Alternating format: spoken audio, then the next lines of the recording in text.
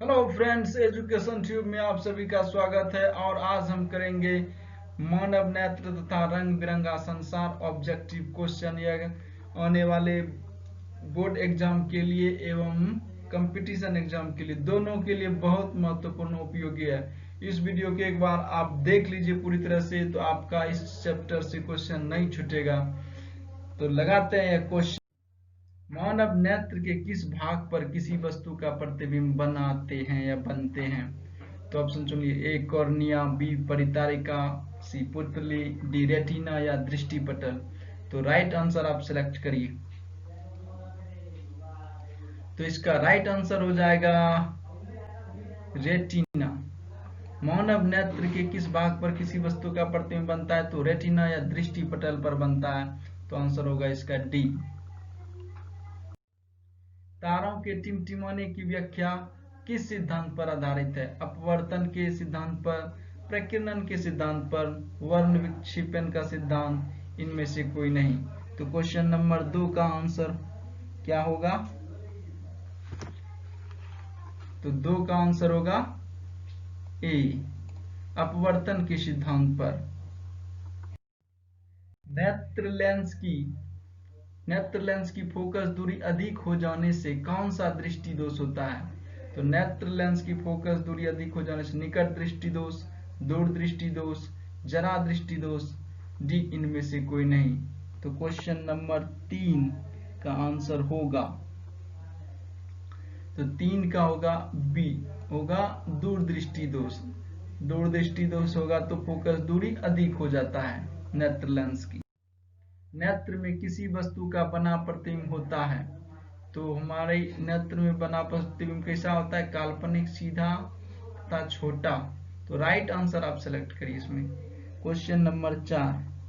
तो question number 4 का answer होगा, इसका मैं डायरेक्ट आपको आंसर बताता हूँ। इसका आंसर होगा सी, वास्तविक होगा, उल्टा होगा और छोटा है, छोटा होगा। तो नेत्र में किसी वस्तु का बना प्रतिबिंब ऐसा होता है, वास्तविक, उल्टा तथा छोटा। जो नेत्र निकट स्थित वस्तुओं को स्पष्ट नहीं देख पाता, उस नेत्र में कौन सा दोष होता है? दूर दृष्टि दोष, निकट दृष्टि दोष, जरा दृष्टि दोष, डी वर्णवता। तो क्वेश्चन नंबर 5 का आंसर होगा, देखिए निकट की वस्तु को तो वह स्पष्ट नहीं देख पाता, लेकिन दूर की वस्तुओं को देख पाता है, तो उसके नेत्र में है दूर दृष्टि दोष। ये क्वेश्चन फंसाने के लिए पूछा गया है। दूर दृष्टि दोष होगा इसका आंसर 5 का ए। श्वेत प्रकाश की किरण जब किसी प्रिज्म से होकर गुजरती है, तब जो रंग वर्ण सबसे अधिक विचलित होता है वह है। तो प्रिज्म से जब श्वेत प्रकाश किरण निकलती है तो 7 रंगों में विभक्त हो जाती है, तो सबसे ज्यादा रंग कौन सा उसमें विचलित होता है? नीला, लाल, बैगनी, नीला और लाल दोनों। तो आंसर होगा इसका ब्लू, नीला। आंसर होगा ए।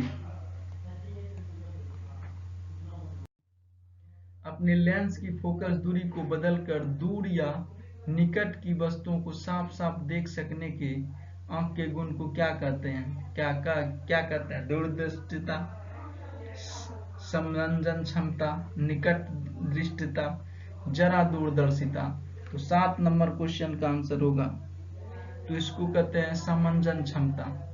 तो ये नेत्र की क्षमता होती है कि वह निकट की वस्तुओं को साफ साफ देख सकने की, जब वह फोकस दूरी की को अदल बदल करके बस वस्तुओं को साफ देख सकते हैं। तो इसका आंसर होगा नेत्र समंजन क्षमता, 7 का आंसर बी। जरा दूरदर्शिता से पीड़ित व्यक्ति का उपचार किस प्रकार के लेंस से किया जाता है? अवतल लेंस, बाइफोकल, अपसारी, अभिसारी। क्वेश्चन नंबर 8, इसका आंसर होगा बी, बाइफोकल लेंस। एक स्वस्थ मानव नेत्र के लिए निकट तथा दूर बिंदु क्रमशः होते हैं 0 से 25 मीटर, 0 से अनंत, 25 सेंटीमीटर से 250 सेंटीमीटर, 25 सेंटीमीटर से अनंत तक। तो एक स्वस्थ मनुष्य के नेत्र के लिए निकट तथा दूर बिंदु क्रमशः होते हैं। तो 9 नंबर क्वेश्चन का आंसर होगा डी, 25 सेंटीमीटर चाहिए न्यूनतम दूरी और अधिकतम दूरी आप अनंत बोल सकते हैं। विभिन्न दूरियों पर की वस्तुओं के प्रतिबिंब को फोकस करने के लिए आंख के लेंस की फोकस दूरी परिवर्तित होती है। तो किसके द्वारा? पुतली द्वारा, रेटिना द्वारा, सीलियरी पेशियों द्वारा, आइरिस द्वारा। तो क्वेश्चन नंबर 10 का आंसर होगा 10 का आंसर होगा सी, सीलियरी पेशियों द्वारा फोकस दूरी परिवर्तित होती है। जो नेत्र दूर स्थित वस्तुओं को स्पष्ट नहीं देख पाता उस नेत्र में होता है। तो कौन सा दोष होता है?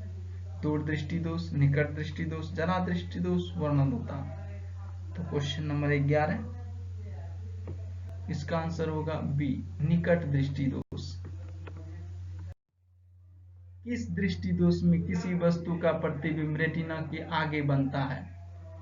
निकट दृष्टि दोष में, दूर दृष्टि दोष में, जरा दूरदर्शिता में, इनमें से कोई नहीं। तो 12 नंबर क्वेश्चन का आंसर होगा, तो आंसर होगा ए, निकट दृष्टि दोष में प्रतिबिंब रेटिना के आगे बनता है। नेत्र की समंजन क्षमता कम हो जाने से उत्पन्न होता है। निकट दृष्टि दोष, दूर दृष्टि दोष, जरा दृष्टि दोष, वर्णांधता। तो 13 नंबर क्वेश्चन का आंसर होगा सी, जरा दृष्टि दोष। चंद्रमा पर खड़े अंतरिक्ष यात्री को आकाश प्रतीत होता है। तो कैसा प्रतीत होता है? नीला, उजला, लाल, काला। तो आंसर होगा इसका, चंद्रमा पर खड़े अंतरिक्ष यात्री को आकाश काला प्रतीत होता है। श्वेत रंग कितने रंगों के मेल से बना है? तो आपने पढ़ा होगा कि जब श्वेत प्रकाश को प्रिज्म से गुजारा जाता है तो 7 रंगों में विभक्त हो जाता है। तो हम बोल सकते हैं कि कितने रंगों से मिलकर बना होता है? तो 15 का आंसर होगा 7 रंग से। दृश्य प्रकाश में किस वर्ण का तरंगदैर्घ्य अधिकतम होता है? बैगनी, लाल, नीला, पीला। तो 16 नंबर क्वेश्चन का आंसर होगा बी, लाल। इंद्रधनुष का बनना किस परिघटना पर आधारित है? प्रकाश का परावर्तन, प्रकाश का अपवर्तन, प्रकाश का वर्ण विक्षेपण, इनमें से कोई नहीं। तो 17 नंबर क्वेश्चन का आंसर होगा 17 नंबर क्वेश्चन का आंसर होगा सी, प्रकाश का वर्ण विक्षेपण। जो नेत्र निकट स्थित वस्तु को साफ नहीं देख सकता उस नेत्र में होता है दूरदृष्टि दोष, निकट दृष्टि दोष, जरा दृष्टि दोष, वर्णनता। तो 18 नंबर क्वेश्चन का आंसर होगा, ये क्वेश्चन रिपीट भी हो गया है, तो होगा दूरदृष्टि दोष।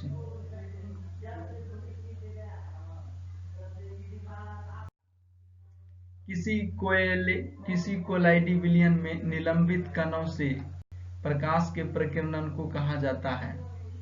तो क्या कहा जाता है? वायुमंडलीय प्रभाव, किंडल प्रभाव, टिंडल प्रभाव, क्विंटल प्रभाव। 19 नंबर क्वेश्चन का आंसर होगा,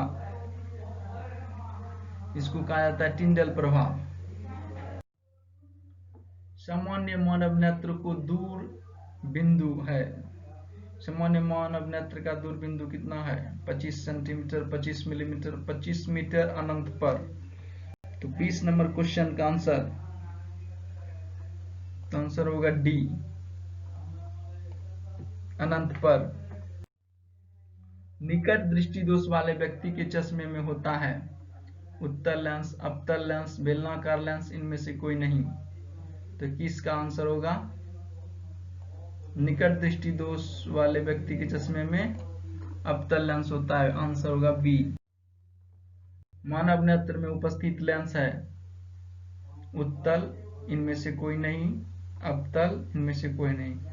मानव नेत्र में उपस्थित लेंस है उत्तल लेंस है। निम्न में से किस दृष्टि दोष में नेत्र को क्रिस्टलीय लेंस धुंधला अपारदर्शी हो जाता है? निकट दृष्टि दोष, मोतियाबिंद, दीर्घ दृष्टि, जरा दर्शिता, मतलब जरा दृष्टि दोष। तो 23 नंबर क्वेश्चन का आंसर होगा बी, मोतियाबिंद बीमारी होने के कारण नेत्र में क्रिस्टलीय लेंस धुंधला अपारदर्शी हो जाता है। स्पेक्ट्रम प्राप्त करने के लिए किसका उपयोग किया जाता है? स्पेक्ट्रम प्राप्त करने के लिए कांच की सिल्ली, अवतल दर्पण, उत्तल लेंस, प्रिज्म। तो 24 नंबर क्वेश्चन का आंसर होगा प्रिज्म का उपयोग किया जाता है। तो आंसर होगा प्रिज्म। स्पेक्ट्रम में किस रंग की किरण का विचलन झुकाव कम होता है? जब आप श्वेत प्रकाश किरण को एक प्रिज्म से गुजारते हो तो वह विचलित होता है और 7 रंगों में विभक्त हो जाता है। तो उसमें सबसे ज्यादा विचलन कौन? पीला ब्लू यानी नीला रंग का होता है, लेकिन पूछ रहा है सबसे कम विचलन होता है तो होता है लाल किरण का। आंसर होगा ए। दीर्घ दृष्टि के निवारण के लिए उपयोग किया जाता है, तो क्या उपयोग किया जाता है? गोलीय बेलनाकार लेंस, उत्तल लेंस, अवतल लेंस। तो दीर्घ दृष्टि के निवारण के लिए प्रयोग किया जाता है उत्तल लेंस। तो 26 का आंसर बी। प्रिज्म से प्रकाश की कौन सी परिघटना घटती है? परावर्तन, अपवर्तन, वर्ण विक्षेपण, इनमें से कोई नहीं। तो 27 नंबर क्वेश्चन का आंसर होगा सी, वर्ण विक्षेपण। प्रकाश के किस रंग का तरंग दैर्घ्य सबसे कम होता है? बैगनी, हरा, लाल, कोई नहीं। तो इसका होगा सबसे कम होता है तरंग दैर्घ्य। तो 28 नंबर क्वेश्चन का आंसर होगा बैगनी प्रकाश का जो होता है तरंग दैर्घ्य सबसे कम होता है।